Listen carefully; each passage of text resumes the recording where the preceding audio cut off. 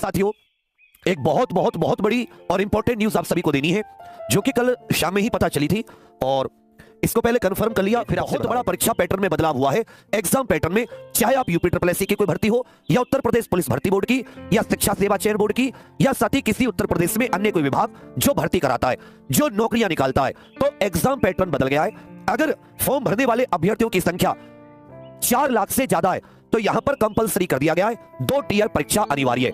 2 tier का मतलब होता है 2 स्तर। 2 स्तर आप खुद ही समझते हैं, प्री और मेंस, और कोई तरीका नहीं है 2 स्तर का, या इसको कोई और शब्दों में नहीं कहा गया 2 स्तर। अब आपके सामने कि जो उत्तर प्रदेश पुलिस भर्ती बोर्ड निकालता है, क्या उसकी भी, तो ये उसके लिए भी है, क्योंकि ये जो भेजा गया है आप देख लेना खुद ही। मैं फिर से आप सभी को बताऊं जो लोग लेट देख रहे हैं कि ये शासनादेश जो है ये गवर्नमेंट की वेबसाइट से है www.shasanaadesh.up.gov.in डालना। तो और यहां पर जब आप तारीख कार्मिक विभाग डाल के 21 से 22 तारीख डालोगे, सर्च करोगे, तो सबसे ऊपर आ जाएगा कि प्रदेश के विभिन्न भर्ती आयोग चयन बोर्ड के चयन प्रक्रिया को पारदर्शी एवं सुचितापूर्ण ढंग से कराए जाने संबंधी दिशा निर्देश दिए जाने के संबंध में यहां पर इसमें पीडीएफ लगा हुआ है। जैसे खोलोगे ऐसा पीडीएफ है और ये सबको भेजा गया है।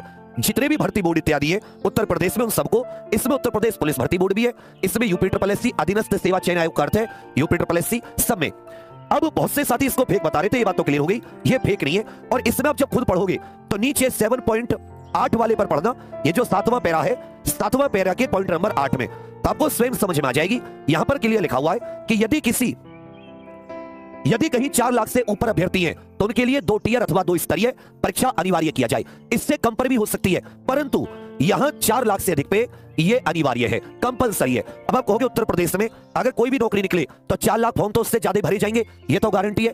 तो इसका मतलब सरकार क्या कर रही है, ये प्री प्लस मेंस व्यवस्था लागू कर रही है, चाहे नौकरी छोटी हो चाहे नौकरी बड़ी हो, यदि फॉर्म की संख्या 4 लाख से ज्यादा है। ये अभी इस डॉक्यूमेंट में लिखा हुआ है, ये डॉक्यूमेंट गवर्नमेंट का है, उत्तर प्रदेश सरकार का है। आप खुद भी मैंने बता दिया वेबसाइट, अब वहां जाके सर्च कर सकते हैं। देखो बच्चा, कोई अखबार की न्यूज आएगी या सरकार की, तो मेरा दायित्व बनता है कि मैं तुम लोगों तक पहुंचाऊं, समय से पहुंचाऊं। उसके लिए मुझे एक वीडियो बनानी पड़े 1000 वीडियो। जब मैं पेपर लीक के ऊपर वीडियो बनाता था ना, कि ये हर चीज दिखाता था, एक भी कहने नहीं आता था।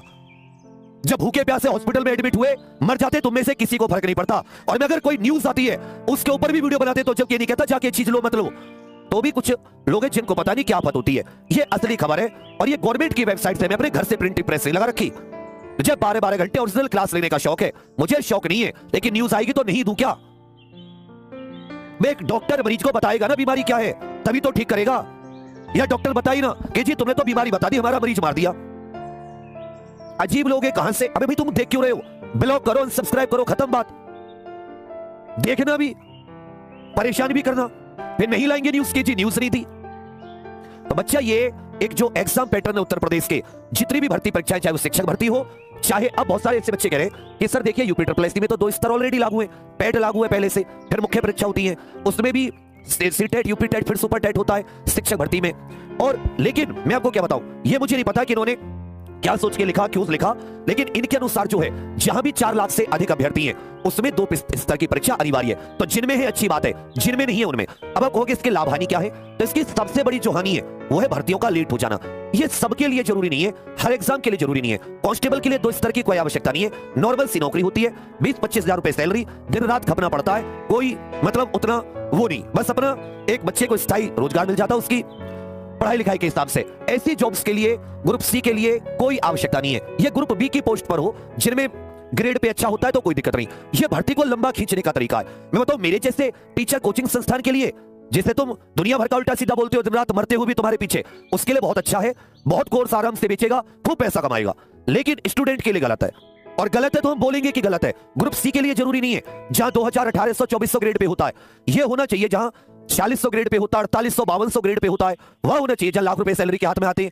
इन बच्चों की क्या गलती है, ये भर्ती लटकेंगी।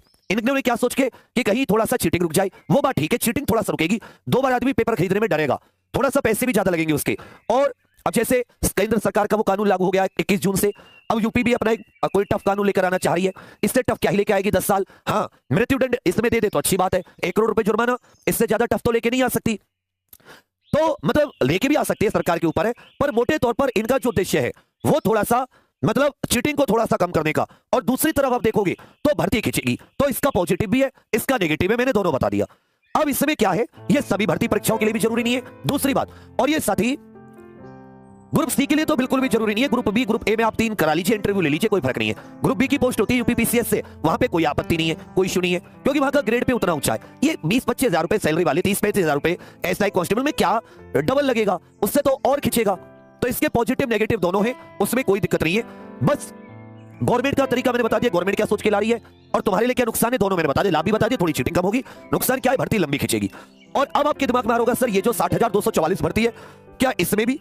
तो अभी मैं ये नहीं कह सकता, मेरे विचार में जो भर्ती चालू है उस पर ये लागू नहीं होगा, लेकिन जो नहीं आई है चाहे आगे आने वाले समय में हो सकता है उनमें एसआई में उनमें लागू हो जाए, जिनमें है ऑलरेडी उनके अतिरिक्त भर्तियों में भी, क्योंकि यहां पे अनिवार्य शब्द दिया गया है। और ये गवर्नमेंट का आदेश है जो 21 तारीख को, इस पर 19 तारीख लिखी हुई है, पर ये भेजा कब गया है? 21 तारीख को इस पर अपलोड किया गया है। समस्त चयन बोर्ड, समस्त भर्ती बोर्ड जो उत्तर प्रदेश के, आप स्वयं शासनादेश की जो वेबसाइट है गवर्नमेंट की, वहां जाकर देख सकते हैं।